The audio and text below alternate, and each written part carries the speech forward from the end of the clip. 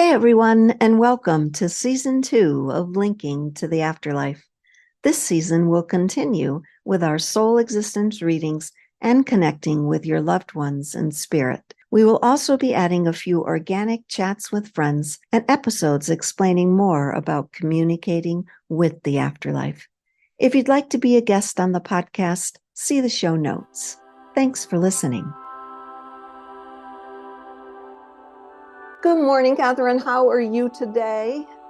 I'm great, Donna. How are you today? I'm doing very well. For everybody listening, Katherien, I asked Katherien to join me. She is a clairvoyant medium, and I will be putting her information down below in the show notes later when you're watching and listening to this episode of Linking to the Afterlife. And Katherien and I have known each other for a couple of years. We both follow kind of the same circles, but what I love about Katherien is she goes with the flow. She understands that there are always shifts to our perspectives and that things can always change if we are open to change. So I am trusting Katherien with my telling of an event that happened to me back in 2013. And it has to do with my past life with Abraham Lincoln and how this journey of my past life has altered my perspective of everything. And it got me to where I am today. And Katherien has been kind enough to insert her opinions and help me stay steady with this, because it's the first time I've really told this story publicly. And it happened well over 10 years ago. And it's something first that I've had to process fully before I could share it with all of you guys.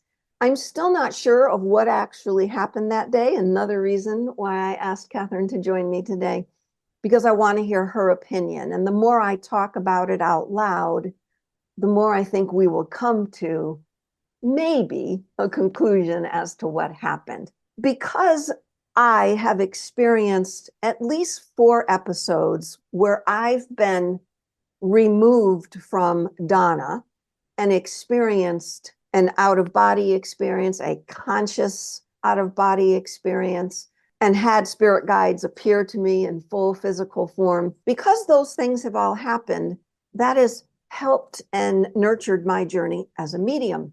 But what's happened in those moments where those things happened is I was always sitting in meditation or in some sort of stillness. And Katherien, I know you see a lot of clients too, and one of the biggest things I hear is, I can't meditate, I can't sit still. Do you agree with me that Spirit wants to talk to us? Spirit wants our attention, but we are too fast. We move too fast. We're not sitting in stillness enough. What do you think about that? I do agree with you, Donna, because the key is for all of us, if we want to tap in to higher self, soul, and spirit, is to find quiet, meaning quiet of the mind, quiet of the spirit, quiet of the soul, in order to tap into that energy. And we advocate for that by meditating or finding a form of meditating. And it doesn't have to be sitting in the Om position and being fully quiet. It's just finding those spaces in between so spirit or higher self can reach us. Exactly. Thank you. Thank you. And sometimes, as what happened to me, what you'll hear in this story, is Spirit's going to yell. Spirit's going to send you, Donna, sit in meditation. Donna, get quiet. Or they're going to send it to you in dreams. Because you're not sitting for yourself, you're not in stillness. They're going to send you messages in your dreams. They're going to send you past lives in your dreams. So I'm going to ask you in a second, Katherien, to talk about what you consider past lives. But I want to start here with my life prior to being a medium. And I met this guy. He walked into the office where I was working, and I looked into his eyes. I didn't know him. I knew nothing about him. I just looked into his eyes. And in that moment, I said to myself, this isn't going to be good. There's something here. And I didn't understand past lives back then. That was almost 20 at least 20 years ago. And we got into it. We got into some sort of back and forth, best and worst times of my life, push and pull. And I knew it wasn't a good relationship for me. I knew it. I felt I loved him. He said he loved me, but there was nothing to prove it. There was just a lot of words and no actions. But I was stuck, Katherien. Every time I left him, I immediately called him a day later. I could not get out of the cycle I was in. In therapy, my therapist suggested you should try past life meditation, Donna. Now, I was already into yoga and meditation, so this wasn't a big leap for me. But I sat down on YouTube and I just Googled, send me a past life meditation. And I don't remember which one I did, but I sat down and I did that meditation. And I viewed at least 10 past lives in quick succession where I left this man. And of course, he was a different body in each lifetime, but I knew it was this guy. And each time I left him, I died, jumped, someone killed me. I put myself in a position where each time I died. Now, I always said he never died, but then again, how did I know that? Because I was gone. In that moment, the way I processed leaving this man was each time I left, I said to myself, Donna, you're not going to die. Donna, it's okay. Donna, you have friends to turn to this lifetime. And the time in between got longer and longer until I actually broke free. But I used it without even knowing what I was doing. Something must be in me, clearly, that I understand this, right? When I left the state, there was something about him that was still drawing me. I didn't know what it was, but I knew I didn't want to be involved. So I had to physically leave the state. This was me, my experience. But I knew there was some sort of connection to this man from a past life that I was still missing, because in my body, I was still feeling drawn, even though my mind was saying, Donna, we're not going there again. And you know that. No, I don't. So I sat in meditation again, and I saw a past life where I was a young slave boy. I couldn't have been more than 10, 11, or 12. And it was a big plantation, big barn that we all resided in, all of my friends, whatever was my family then. And this landowner, that's what I want to call him, would single me out, and he would take me away by myself, and he would abuse me. And I thought that was love. But in my head, I was also saying, when I got back to all my friends, that they were mad at me because I got singled out, I got taken to the house, I got special treatment. But actually, he was abusing me, and he was also very ashamed of himself. So he would beat me physically. And when I woke up from that meditation, when I opened my eyes, I cried. I was embarrassed.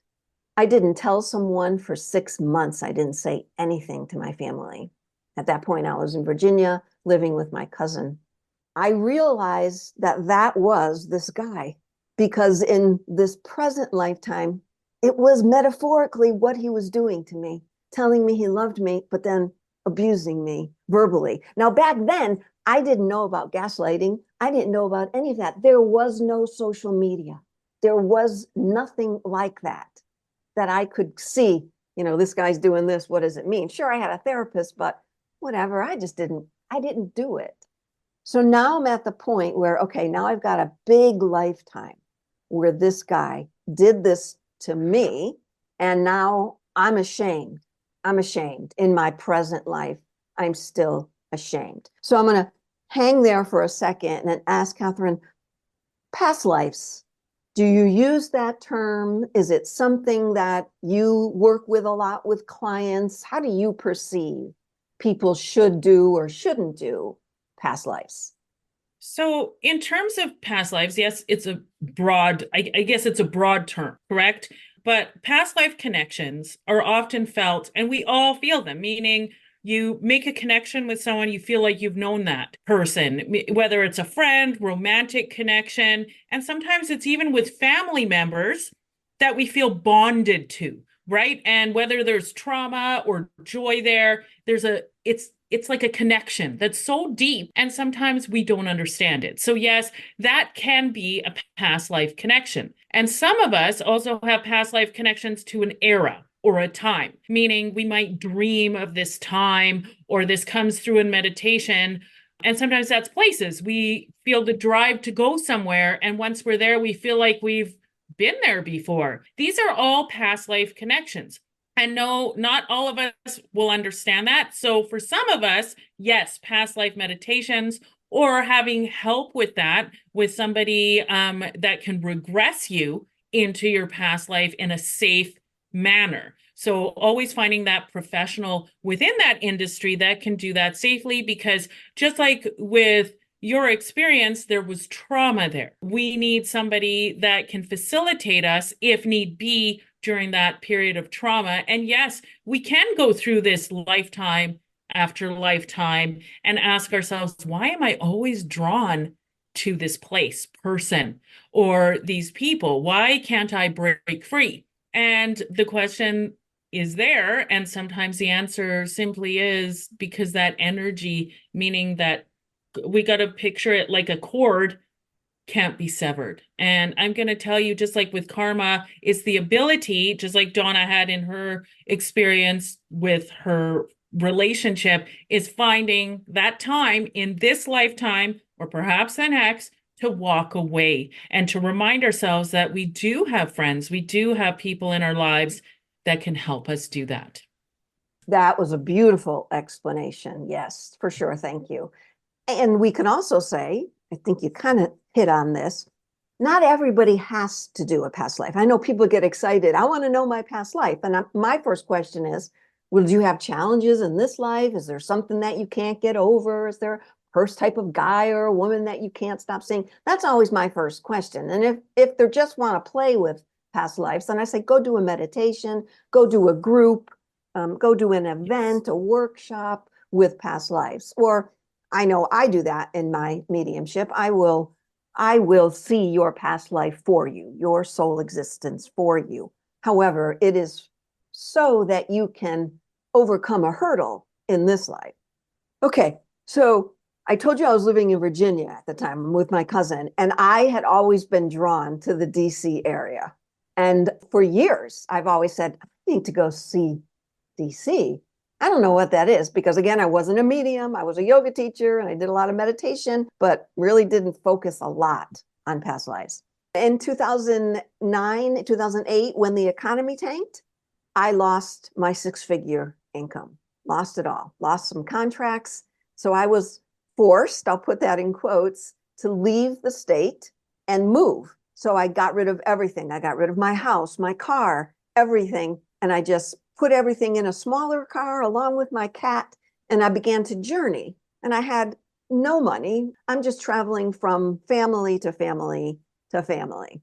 And I'm on the road for about 2 weeks. And my cousin says, why don't you come to Virginia? We're just an hour south of DC. Why don't you come visit? Great. So I met his wife for the first time, my cousin's wife for the first time. And we're sitting there and he's gone and we're just talking. And she says, where are you going next?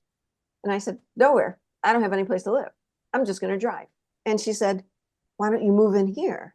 She had a huge house. They had a huge house. They had a big dog that got along with my cat. And I was going to take care of their house because he traveled with the Marines. So I said, great. So now I'm in the DC area. And in the DC area, I connected with a medium who gave me spirit guides. Now I have a few different spirit guides. But I'm struggling again with some things that I've struggled with for most of my life. One of them has been a morning anxiety. When I wake up and it's sunrise, I have such a high anxiety, I can't get out of bed. If I get myself out of bed, I'm fine. If I wake up and I've passed sunrise, we'll say it's 8 o'clock in the morning, I'm fine. But something about sunrise, and I didn't make any equations. I just thought, I've got something. It's morning depression. I started Googling that. That's a thing. And I thought I had that. And along with that anxiety, I also had a pain in the left side of my chest that had been there for years. And I couldn't release it with anything. Yoga, body positional therapy, acupuncture. I tried everything. Nothing released it. but I had no idea it could be connected to anything but this physical existence. So now this is just after Jerry appeared to me. Jerry Hicks, if you're unfamiliar with me, appeared to me in 2012. And that's when I started my mediumship trainings, where I went deeper into meditations. And it was December of 2013. And I was helping my cousin set up a wreath. She had like a high platform in her front entryway. So we had to put a ladder up. I got up on top of that platform, set up a wreath. When I turned around to go down the ladder, I was frozen in fear. I couldn't move. And I had that pain in my chest, that anxiety, that fear. And she's like, what are you doing? The ladder's right there. Just turn around and step on it. I'm like, I can't. Something about that. It took us a while to get me down. Finally get down and fall asleep that night. Early in the morning, I had a dream. And that dream, I explained it a little bit to Katherien, and I'm going to ask her to see if she can interpret it today. I had a dream that I've had many times before where I am floating just above the ground and I'm going in and out. I'm in churches, I'm on city streets. It's almost like there's a board, like a hoverboard underneath me, but there isn't. And I'm always showing people how to do this. And I've always felt so free. And I could do it so easily, but everybody else would be struggling. In this dream, I'm going through city streets and there's a guy with me and I'm teaching him how to do it. And I'm feeling free, just floating, just moving my body. And I come to a chasm of some sort and he jumps it, this other guy, but I'm stuck on the edge with that same fear that I had standing on top of that ladder. There are some guys above me somehow, and they're reaching their arms out saying, just grab me, grab my arm, Donna, we can help you. And I had that fear. I'll stop there and ask Katherien to interpret. So you call it a chasm. I'm going to call it a cliff. Typically, when we dream of a cliff, they can represent some sort of a barrier in our lives that we must overcome. The biggest thing that stands out is this cliff or chasm that you're afraid of. You're afraid of falling. You're just afraid. Part of that can mean that you're afraid to move on up in life, or part of that is the fear of falling down. And part of that, we have to look at the state you were in as you moved into your cousin's home, was you were basically in a financial ruin, which according to society would be a fall down, right? So we're in that state.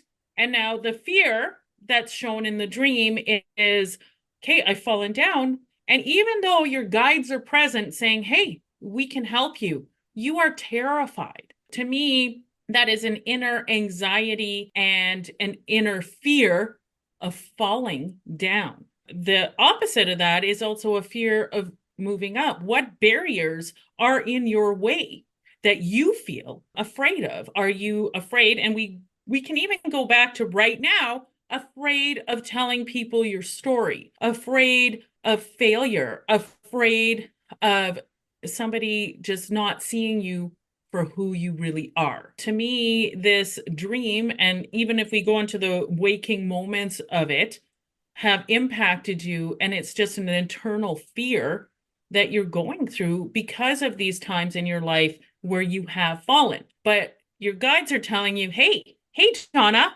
we got you. And you're like, I don't know if you do. I'm scared. But they're saying, hey, we got you. So it's learning to trust that. And even though you may tell people that, it's learning to do that within yourself, which for all of us is the hardest thing to do. It's so difficult to fully trust in the universe, trust in our guides. I feel for everybody, it's always a journey to find that trust.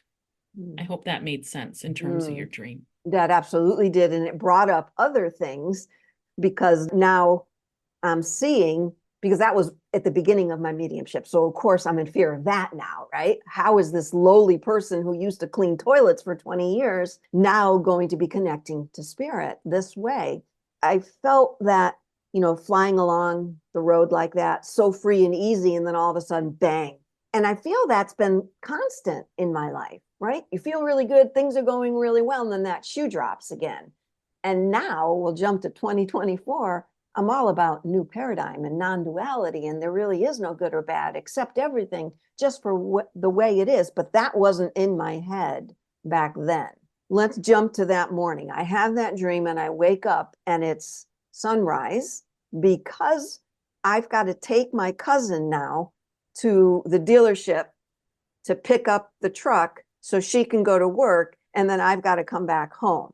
So it's like 6 a.m. and I wake up from that dream with the highest level of anxiety I have ever had, crying. But I know I've got to go. I can't say to my cousin, I can't, I'm having a panic attack. That's what I was doing. So I just breathed through it. I got dressed. I got in the car. I dropped her off, maybe about a 20-minute drive. I dropped her off. The sun's just starting to come up and it starts to snow. And that first slick snow, it's really bad and it's icy. So I'm going slow. And Spirit now, for one of the first times, is yelling in my car, Donna, get on your yoga mat. And I'm yelling out loud back to them, can you not see I'm driving? It's snowing and I'm not home. Do you not see that? And they're like, get on your yoga mat. They didn't care. Get on your yoga mat. They just kept saying it over and over again. I'm like, I'll get it as soon as I get home. Get home. I'm the only one there. So it's real safe for me right now. Dog's there, cat's there. I'm really happy. I sit on my yoga mat in my bedroom. And I've got a good sized bedroom.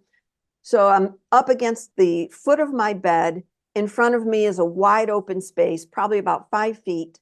And then my dresser. The door to my bedroom is to the left of me. I sit there, and as soon as I close my eyes, I see an image of the barn from this past life. It's big. And I open my eyes, it's still there in my room. It's superimposed on my bedroom, in my bedroom. So I can see the barn, and I can see my dresser, and I can see the walls of my room. I can also see the barn. So I'm going to use the word cloaked here because Spirit gave me this term. All other dimensions are cloaked around us. So cloaked means they're hiding, they're here, but they're hidden, but they're here. They're hidden. So I'm sitting on my yoga mat as Donna, and I'm talking to the scene going, all right, what's going on here? Because things have happened already to me, so I'm okay with this all happening. And I see myself as this young boy sleeping in the barn on the floor, with all my friends and family around me, all sleeping. It's sunrise. It's sunrise. Okay, what's happening still? I'm like, all right, what's next? Show me. And I look to my left at the barn door, and the door creaks open, and Abraham Lincoln is standing there. Now, I've already seen Abraham Lincoln as a spirit guide, so this isn't new, but he opens up, and I did not know he was part of this past life. He opens the door, and I said, are you my abuser? Are you the landowner? Something about the scene isn't right. But the scene is playing itself out in front of me as I'm sitting there. Again, it's see-through. Am I explaining that right? It's see-through. I see everything. So Abraham Lincoln states to this little boy, come on, it's time to go. And this boy gets up, and I'm getting chills right now. He gets up and he sits there, and he's hesitant to leave. He knows he's supposed to go, that's safety. But he also looks at all the people he knows here, all the other slaves that are here with him, and he doesn't want to leave them. He doesn't want to be the only one to go. And that's what I'm feeling as I'm sitting there. I'm like, well, Abe Lincoln must be a good guy. Go with him. And I'm watching, I'm not interacting with them because they can't hear me. I'm just seeing the scene. So he stands up and he walks to Lincoln, and they walk out the door. Door closes, scene ends. And my first thought is, did Abraham Lincoln have a brother? Why is he here? Why is he at this plantation rescuing this boy? I'm going to stop there. That was 2013, and so much happened after that. We can go into another episode with that. But let's just focus on, I thought I was in an altered state. And for years, that's what I called it to myself.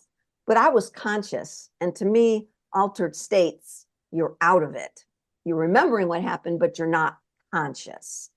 So Katherien, questions and then comments. So many things here, but we're going to tap into portals. So a portal is an opening or a gateway, and it can be, well, it actually is a bridge to another world, another dimension, and or another time. Okay, which can be a dimension. Yes, I'm opening up a whole can of worms here. That's good. And some people get confused between portals and vortexes. I need you to picture a portal is a door. So we open that door. A vortex is a spiral, okay, that's a lot of times attached to certain energies or locations, and it's like a geomagnetic force. Portals and vortexes, two different things. Portals, popular portals can be windows, can be mirrors, okay, can even be doorways, as well as we can create or acknowledge portals while we are in a meditative state or a state of quiet. Another popular place for portals can be where spirit enters and exits. So a lot of hospitals, nursing homes, and yes, cemeteries. Okay, there is access to that. Now, a lot of people question, well, and there's a different school of thought on this. So this is just my opinion and according to my expertise, to do with pendulums and opening portals. Yeah, yes, but no, we can create portals in a sense, but we can't. So like for Donna, that portal was there, but she is very attuned within herself and is very practiced in terms of meditation and creating that space, as well as during that time may have been by an entryway. So it could have been by a window or doorway. So she is able to create that. Make sense? But Yes. if you were not, you can't do that. There's so many things to that. I believe that Donna entered through a portal into another dimension, which is connected to a past life in order to see that. But once again, Donna is very schooled, very practiced in meditation. Make sense? Yes. And does that adhere to what you believe? Now, cloaking is also a spiritual term or symbol for creating space for inner transformation, which can be connected to portals, okay, or other dimensions. And so I hope everybody understands that. So it is my belief that yes, Donna turned a key, opened a door, and yes, it can be in two places at once because it would be like different dimensions, if that makes sense. For some portals we just go straight through the door. Some portals are like a 2-in-1. So it's just having that knowledge with you and truly trusting the space that you're in. So Make sense? that Yes. that said a lot, and it did explain many things, and it leaves us open to the question, is that event, that lifetime, still happening? I run with the theory lately that past, present, and future is still swirling around us in this oneness, right? It's just dimensional shifts to the next one or the next one. So how can that be possible that that lifetime is still existing? And if it is still existing, is that the reason why it's still so emotional for me and why it took me another 6-7 years? Up until a couple of weeks ago, I figured something else about that past lifetime. That little clip, of course, then something happened as soon as I got out the door, but we'll try that for another episode. But that little clip, I seem to keep repeating in my life now, where people, the other friends and family that were on the floor with me that day, I'm running into in this lifetime, and that they come up to me and don't like me. They don't know me. They just say, "Oh, hi, Donna," and then walk away from me. They just don't want to have anything to do with me. And I recognize it as a past life, and I don't think they do. So still we're at the question, is that past life existing still right now? Possibly, like we will never really know now, will we? Possibly, but also another thought could be that maybe it is, but it's dimensional, right? So yes and no, it's still the jury's out. As well as maybe we have the ability to, I'm going to put this out there, but time travel, meaning Yes. go back in time. So that would say yes, but no. I guess the jury is really out on it. I like that you brought But time travel into this because, and you said back, but I'm just going to say time travel to the next dimension is not past, present, or future. It's just another shift around us, right? And correct. with my new work now, with connecting to these voices and recording these voices that are all around us, I'm hearing from them. It's not dimension. We're trying to put human words on something that we don't have a word for. So they're telling Correct. me, my spirit voices are telling me, it's sort of like dimensions. And they also told me it's like cloaking. So if it's still happening, I don't want to get further away from it, but I want to, it's close to me. Let's say it's in this next dimension because it's so close to me, and what makes it easy for me to sit in meditation and say, okay, I'm missing something still from this past life. Show me. And those were the times where I gathered more and more information from that lifetime. And I always brought it to this lifetime. I always discerned who in this lifetime am I struggling with still? How does that affect them as well as me? But it helped me evolve, expand. So if you're going to do past life work, I would guess the real thing that Katherien and I are both trying to say here is either find a professional to help you and use it for your current life because it's being shown to you for a reason. And because it's taken me almost 12 years to process Lincoln's message and my past life with him, I am a firm believer sometimes it doesn't take just one trip to that past life. You agree? Totally agreed, Donna. It's just a process, right? And sometimes we have to trust the journey. Yeah, I love that. I think what we're coming down to here, we're going to end this part of this. And if Katherien will come back again, we'll talk about what happened when I left the door. But my morning anxiety was healed after this because I recognized it was because of that lifetime not being able to make that decision. But once I make the decision to get up and go, I'm fine. Once I make the decision to get up out of bed, I'm fine. So everything swirled back to, oh. So I've healed that piece of me, that morning anxiety. And if it does come back, it's come back once or twice, I immediately sit in meditation and say, what are you trying to show me? Like Katherien said, I have that connection. I'm all about using it because that's what spirit is here for.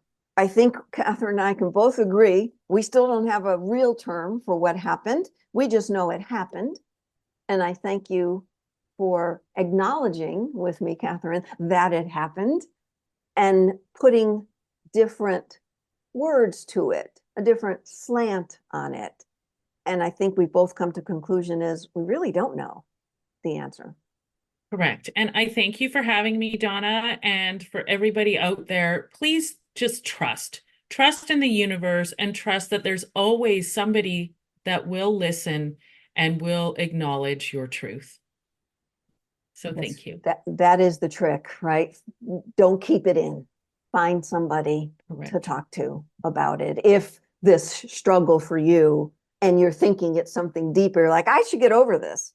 I should be through this. I've been therapy. I've been to everything. Why am I getting through this? Well, that could be a connection and a way to a past life. It doesn't have to be scary, right? It doesn't have to be spooky.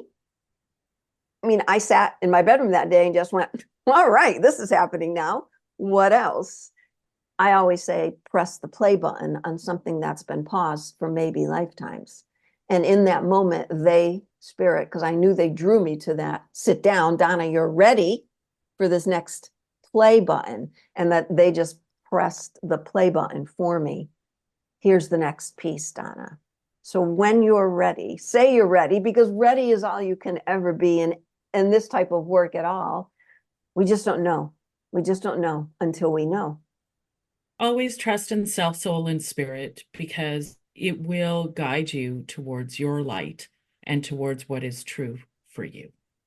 So Trust in that love that you have inside that has always been inside of you.